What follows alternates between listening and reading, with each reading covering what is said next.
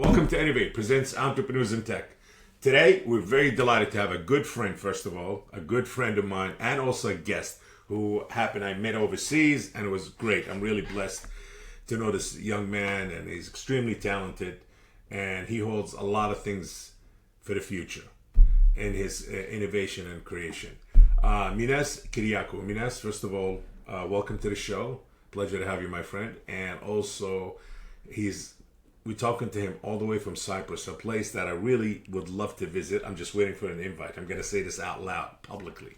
So yes, the food is great, the weather's amazing, and the people is top of the line.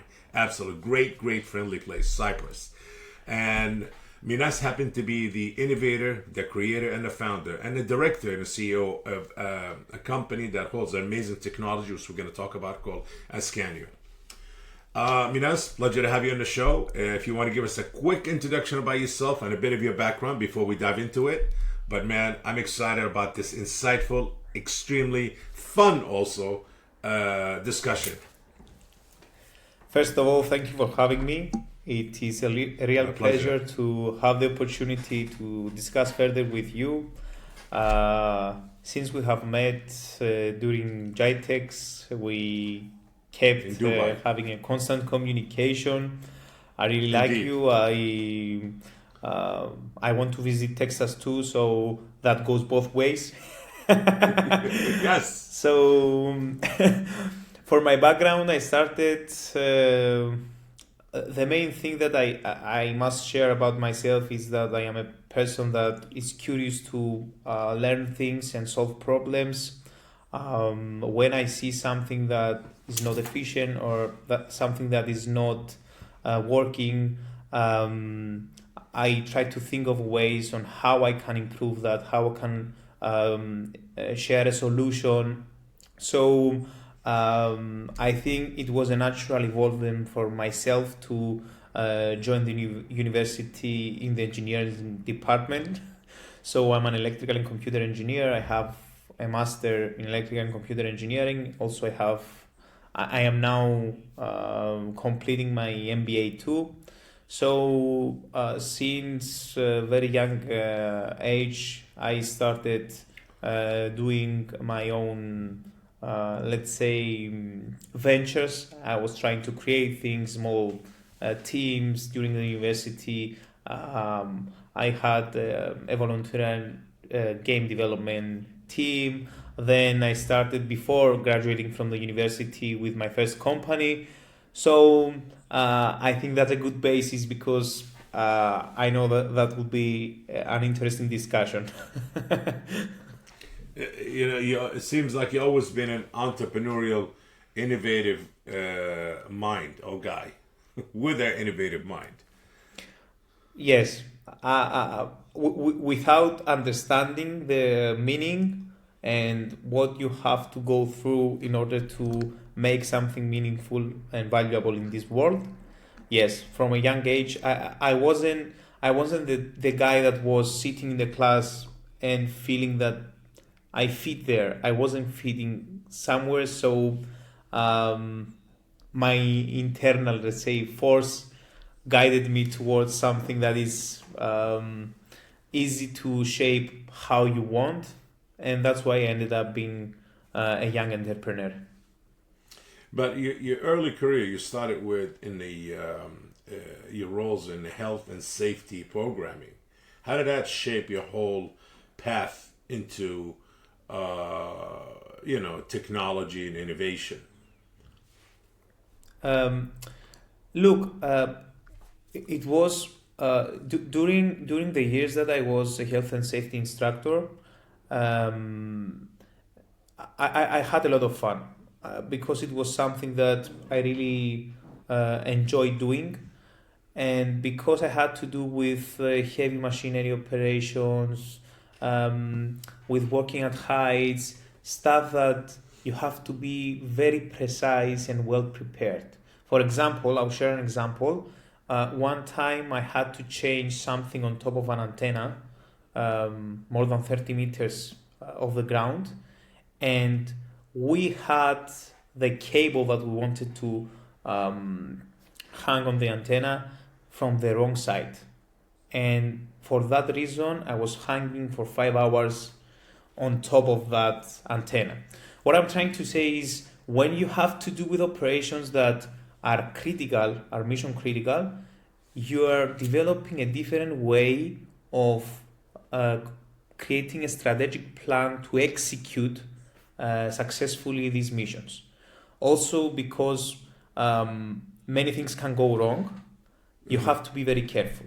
You always have at least two-way of safety, two safety points. You have somebody with you. You're working as part of the team. You have to have very good communication. So I believe that this experience shaped a lot the way I do everything in my life. So I can think of potential threats, how I can mitigate risks, how I have to handle operation in an efficient way without allowing things to go wrong. Sure, there are some things that you cannot control, but if you follow the proper plan that you have created before executing the job, you are minimizing those risks. And because it was something that I was really enjoying, I was very tempted. And when I was doing that, I remember myself doing such things, and I was thinking, okay, what I want to do in my life is something that will give me such pleasure. So it was something that it was a basic standard for myself, for my future. Amazing. And what led you to take the path and say, you know what, I want to get back into the entrepreneurship and create, innovate, come up with your own innovation, which is, your own company, your own platform, your own technology, and started your company, Ascanio. So, to be entirely honest, I didn't start Ascanio, but I will share all the details as I'm explaining everything. So, what led me to start my first company? It was my creative side. I was in a camping site with a few friends, and they were like, guys, we want to create that website. It wasn't really a website. They wanted to create a whole platform. I didn't really have the skill set, but because I love challenges and I heard the idea and I was like, okay, I sure can do that. I didn't have any of the skills, but that's how I started because I am curious and I'm also creative and I love challenges. That's why I said yes. And after that, I entered the entrepreneurship world. I created my first startup with my partner Konstantinos back then called Genuine. We created a platform that was connecting directly producers with customers, and I really enjoyed the learning journey. We didn't manage to successfully scale that startup. We had many challenges, but it was something that shaped the way I proceeded in my career after that. During everything that was happening with Genuine, I met one of the founders of Ascanio, George, and with George we partnered together and we took Ascanio from a non-profitable, almost bankrupt company to a company that raised money, created a subsidiary company with Fameline Holding, and then we moved to Fameline Technologies Group. And now I am continuing by myself. And the main goal for 2026 is to take Ascanio into a whole new level, new partnerships. Outside Cyprus, we have representatives in the US. We have great connection with your team in the US. We have partnerships in the MENA region and many interesting projects that are coming up. So that's how I ended up with Ascanio. But the latest technology that you guys innovated, and it's pretty interesting. I seen it, I watched it, you showed it to me. What was the reason behind or leading you to such innovation? Like, okay, where did you see the gap, or what did you see missing out there in the marketplace that led you to develop this thing? Look, back in 2017, 19, I don't remember exactly the year, I had the opportunity to get hands-on experience on Magic Leap 1. Magic Leap 1, it was one of the first devices with see-through mixed reality with holographic projection. It was HoloLens 1 back then, Magic Leap 1, and then HoloLens 2. It was an amazing experience. I was working, remember, at the office. I left everything and I was playing with the device. And I'm like, this is very interesting. This is something great. Very immersive, very human-centric, very natural to adapt, easy to use.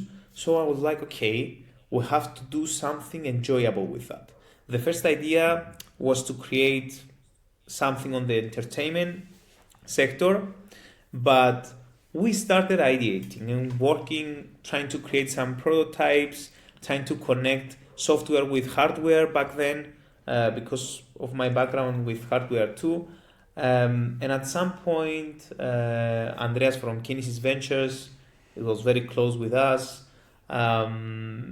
He was like, okay, guys, I like what you do, and I really see a future into the B2B critical mission training. So what we had in mind was entertainment. You can think of it like a game or like a theme park, but Andreas planted the seed to create something more impactful, more meaningful on the B2B critical mission training. And gradually we shaped this idea into a platform. And what we have today, we have Ascanio, which is a software development company for critical mission training with mixed reality. And we have our own proprietary platform that drives all these immersive mixed reality trainings that we are developing. And the value is really not in the mixed reality technology, it's in the platform. And one of the things that I'm always communicating is that now mixed reality is the medium. We don't know if a new technology will arise tomorrow, will be more effective. I cannot imagine something, but that's why we choose a route where we are device agnostic, we are plug and play, and we're trying to utilize all these data that we silently gather during the execution of the trainings. Very interesting. Pretty not complex, but pretty creative for you to kind of think that way, and to kind of come up with that own path to where you since you were introduced to that path where you're in right now. And where you see the ultimate goal for it, and how that's going to be impactful on a lot in certain industries. Look, the two main industries that we're focusing on at the moment is maritime and military. I won't expand more on the military side, but I can share a few things about the maritime. First of all, we have a great partner. Fameline is a huge global holding group. They have their HQ here in Limassol in Cyprus. They own more than 170 companies, and they are huge, and they have a lot of experience in the maritime sector.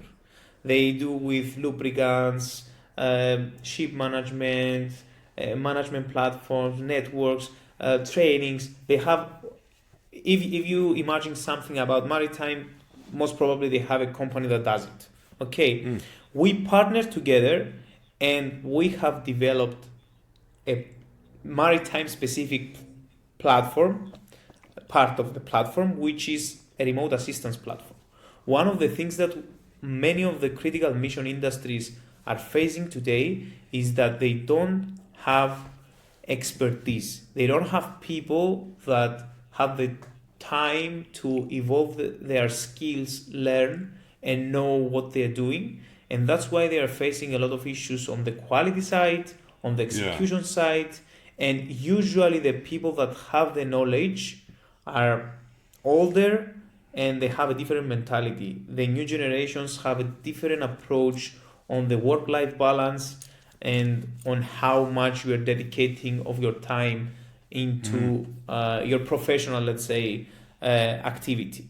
So what I am learning through this journey is that immersive technologies as standalone solutions cannot create value in a manner of solving these problems on the root. They can solve something on the surface, but I believe that the training sector, because the sector that haven't been disrupted the past 30, 40 years, it's a sector that needs a real disruption.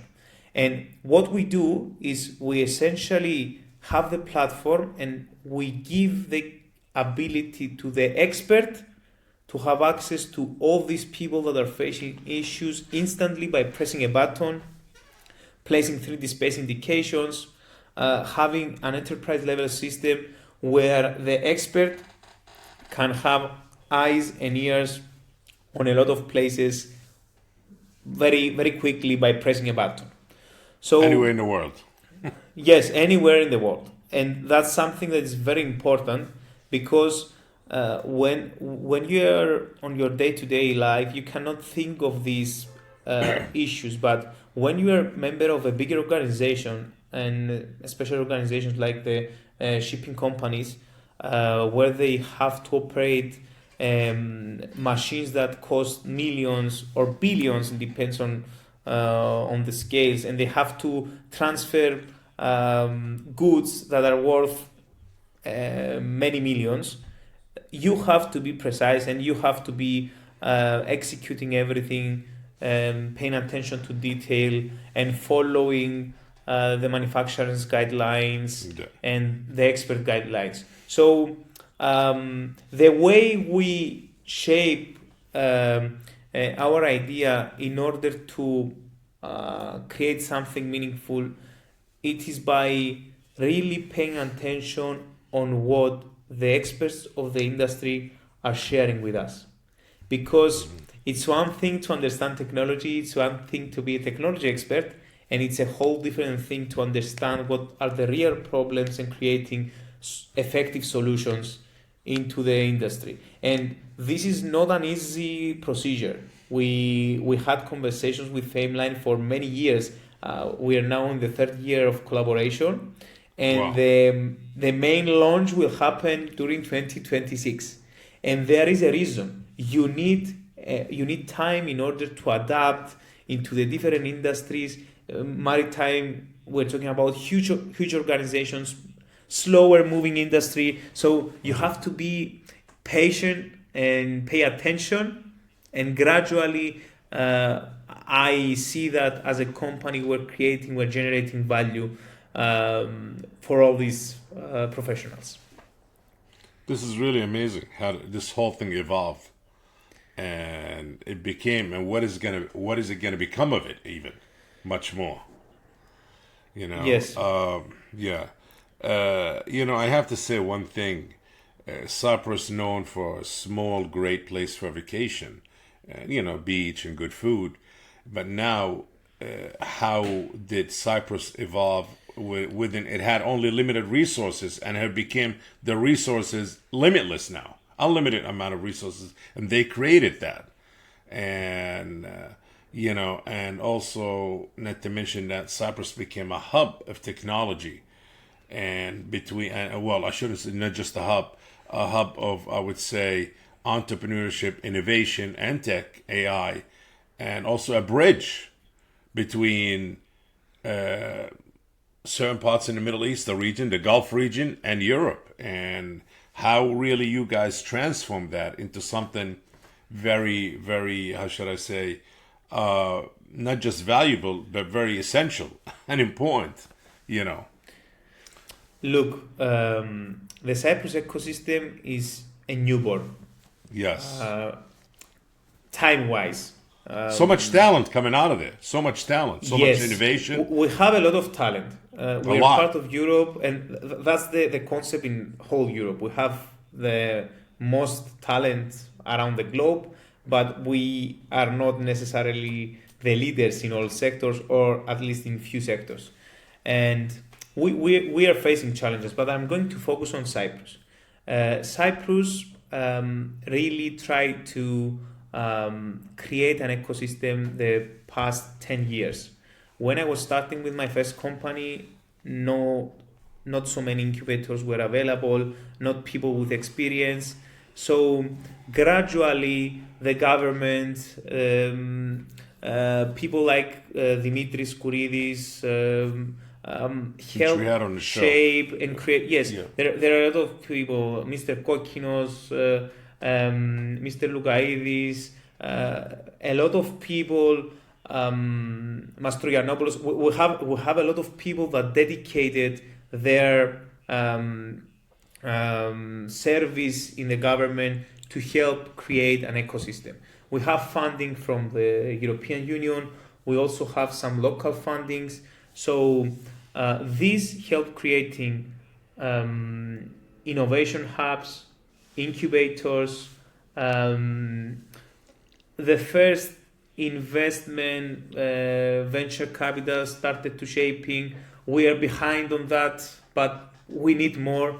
And because we have a very strategic geopolitical location, that gives the opportunity to the people that are actually having their headquarters here or creating their company here to have access in Africa, MENA region, Europe, and we can act as an interconnecting node, let's say, in that terms. We also have very good incentives, tax wise, for people that are establishing their companies here or moving their headquarters here. So there are many movements that are happen throughout the years from the people in the government and also from the members of the Cyprus ecosystem that are really shaping this future. We have a lot of challenges, to be honest with you. When you are a small country like Cyprus, you need talent. So officials, when they see that, they are trying to create schemes in order to attract talent. We want more young people to come back in Cyprus, or young people from Europe, from India, from all the regions that are around Cyprus to actually have the ability and the opportunity to move into Cyprus. Because when you want to create a hub that will be globally noticeable and have a global impact, you need more hands. And this is something that you cannot evade. You cannot miss this out. You have to have people, you have to have talent. So there are moves that are happening into many fronts in order to shape a solid hub in Cyprus. A lot of things are happening. One of the things that I believe will give a great boost into all this development is if we have more bigger success stories. The first unicorn from Cyprus and stuff like that will help the officials have, let's say, access to people that have succeeded on a global scale and have them as advisors, helping them to tune the details, because now we need to fine tuning everything so this ecosystem will work in the most efficient way possible. So Cyprus is a strategic location. Each day we're growing, but because we have a specific dimension, we're a small place, we have to see Cyprus as the platform for global scaling. So you have a member of the European Union, you have access to many regions around the world. We are, as Ascanio, I can say, because we have the opportunity to have investors like KV, which happens to have access to the US, we are in a very good position and we have the opportunity to create something big. So everything around Ascanio is shaping in a very good way, and I'm really eager to see what 2026 holds and what the future holds for us. But it's really something that is worth mentioning. A lot of people are dedicating their time, their lives. The government tries to attract also on the governmental level people from outside Cyprus. Dimitris, before joining Cyprus government as a chief scientist, was part of Oracle, of Amazon. He scaled a lot of digital products and platforms. He's a mastermind in how you scale and you are creating, let's say, ecosystems, because essentially that's what he did. And he chose to join government, and he's actually very active. And because people with that kind of background are joining government now, you see that the pace that the things are moving changes, and you see that they are very demanding with their people. This might seem a bit hectic for the people that used to work on different pace, but it will pay off. I believe that it will pay off. Yes, I'm sure it will. And you guys made it very attractive for a lot of investors, a lot of entrepreneurs, a lot of tech entrepreneurs and innovators, between tax benefits and many other benefits that made it easier for somebody to start a business, start a company, and also get some of the grants and some of the benefits that's available for a business. Yes, there is also, look, the situation of Cyprus is a very, let's say, unique situation because we are occupied.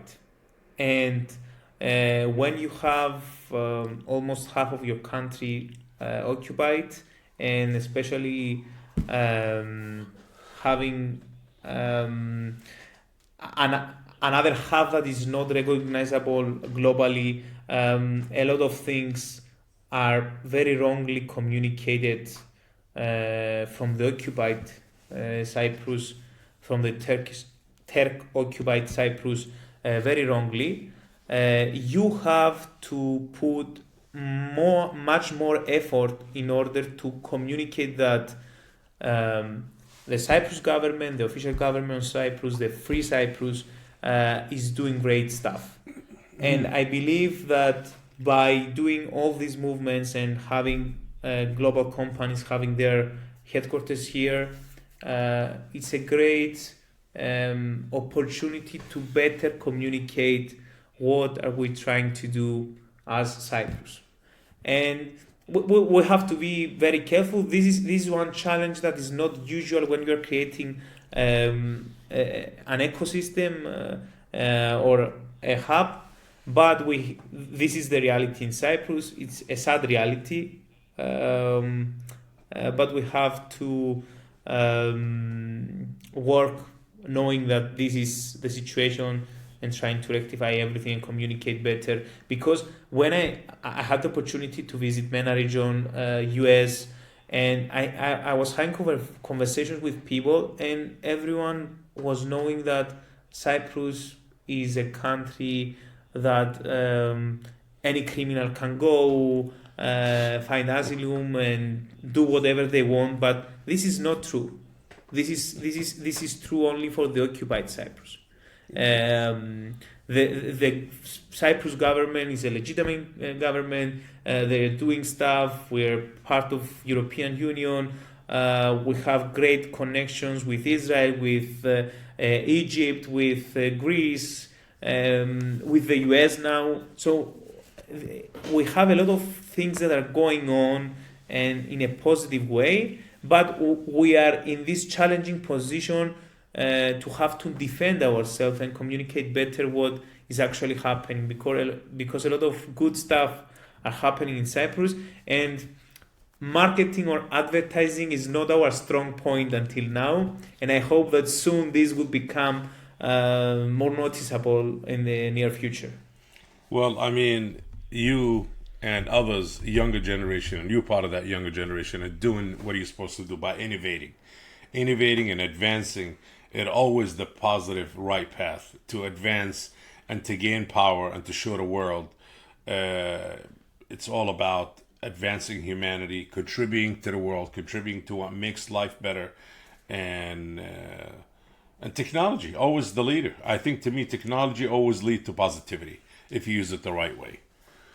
Always. Yes, and also Bogmu, when you know your capabilities, you are more realistic. When you are part of an ecosystem that is based in Cyprus, you know that you cannot scale a hardware production, you cannot scale a heavy machinery production. You can scale in things that are scalable into a more intellectual way. So you can sell patents, you can scale software, technology. So these are the things that in a feasible, in a realistic manner, we can scale on.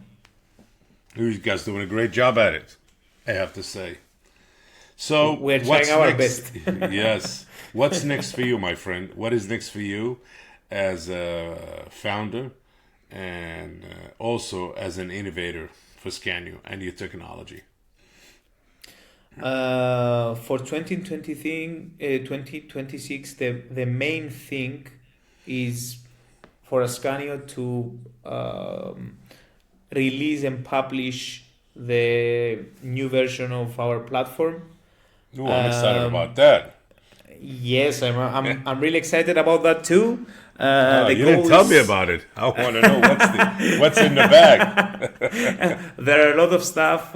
People are losing their sleep because of that. I have set some standards that are very demanding, but I really have a very good team with me, and I am proud of them. I am strong. My power is as much as they give me. So the first thing that we want to do is first quarter of 2026, publishing the platform, giving the opportunity to people to access accounts and see what informed decisions in the training of their organizations can look like. Mm-hmm. And we really do that because when you're trying to communicate something, you have to have something tangible, you have to create image, you have to help the people that are trying to communicate with you and understand you. You have to help them create bridges between what we have as a technology and what they do as a business. So by doing that, I am hoping that more people will see how mixed reality training can reshape their organization and give them more value. And also on the Ascanio Maritime side, we are going to deploy the platform to 20 users. Some of those will be ships, others will be warehouses, shipyards. So we have a plan to actually launch everything during 2026. And I'm very excited. And some will be in the music business. And some will be in the music business. Yes. This is something that is secret yet, but it's something that I'm really excited about our collaboration. It's something that same here. Yes. I am thinking of it every day, and I see that our teams are communicating very well, ideating, and we are going to have announcements soon. Let's say that, because I cannot share more at the stage we are now. But hopefully soon I will have the pleasure to fly to the US and launch something with you in Texas. Absolutely. Very much. Absolutely. Looking forward to it. And, Minas, as an entrepreneur, as somebody, and also you've been in the military, correct? We didn't talk about that. You served the military, correct? Yes. Yes, amazing. So I see where some of that discipline came from, you know, to always stay in focus and in line. Look, Go ahead. I served in the military in the Cyprus Special Forces, and to be entirely honest with you, I wasn't serious. I was like, because it's mandatory in Cyprus to do your service. Serve. I was like, okay, I will go to the Special Forces. But when I joined, I realized that this is not something that anyone can do, and this is something that's very demanding, and it's something that's very challenging. And to be entirely honest with you, it was very challenging for me, but It reshaped it you. was yes, and also it was something that took me by surprise because I wasn't expecting to have such a structure, such missions. So it was something that it was very challenging. I had really hard time there, but it was amazing. And what it gave me is that I cannot see a challenge big enough that can stop me of achieving what I want to do. What an So, amazing thing. that's how I see everyday challenges, and there are a lot of those. I'm going through a lot of difficult times when I have to create something new with a company, when I'm trying to create a new partnership. So all these challenges are every day around me, but I have that mentality, and I'm trying with respect and with trust, by building trust, to overcome all those challenges. Amazing.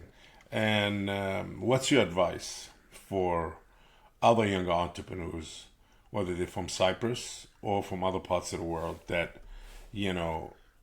want to take that path of innovation and technology, and some of them could be inspired by you once they watch this discussion, insightful, amazing, inspiring discussion. They're gonna say, "Hey, you know what?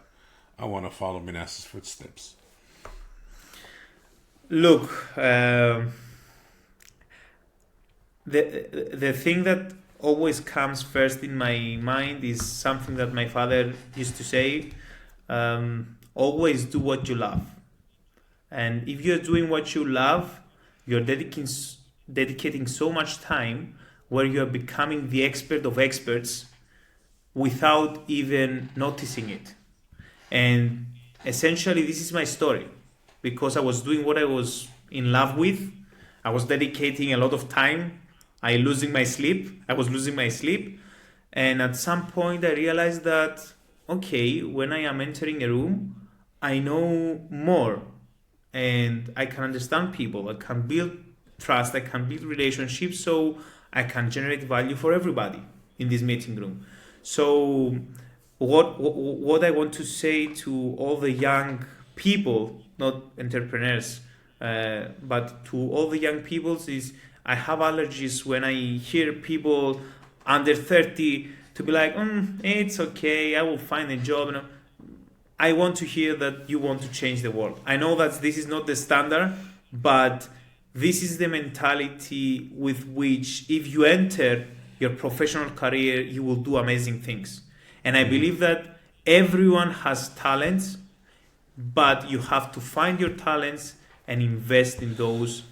Love yourself, love what you do, and try to create something. I don't say that everyone must be an entrepreneur. Entrepreneurship is a whole different story. It's a difficult road. You have to compromise a lot if you're choosing entrepreneurship. But usually they know everyone knows entrepreneurship and be like, oh, I want to be an entrepreneur because they know the people that have succeeded. Yeah. But those people have failed a million times before succeeding for one day. And Yes. the thing that I can share is that until 23 of December 2025, I have failed a million times, and I know that I will do many more.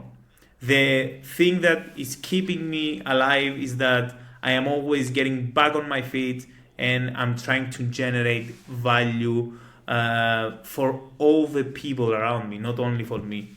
if you're thinking about yourself, you're already losing in that game. So 3 things: do what you love, have a mentality to change the world, and generate value for everyone, not for yourself.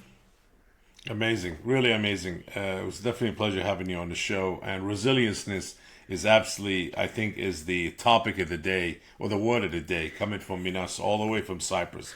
Being resilient, as a country, as a patriot, as I would say, a creator, innovator, and as an entrepreneur.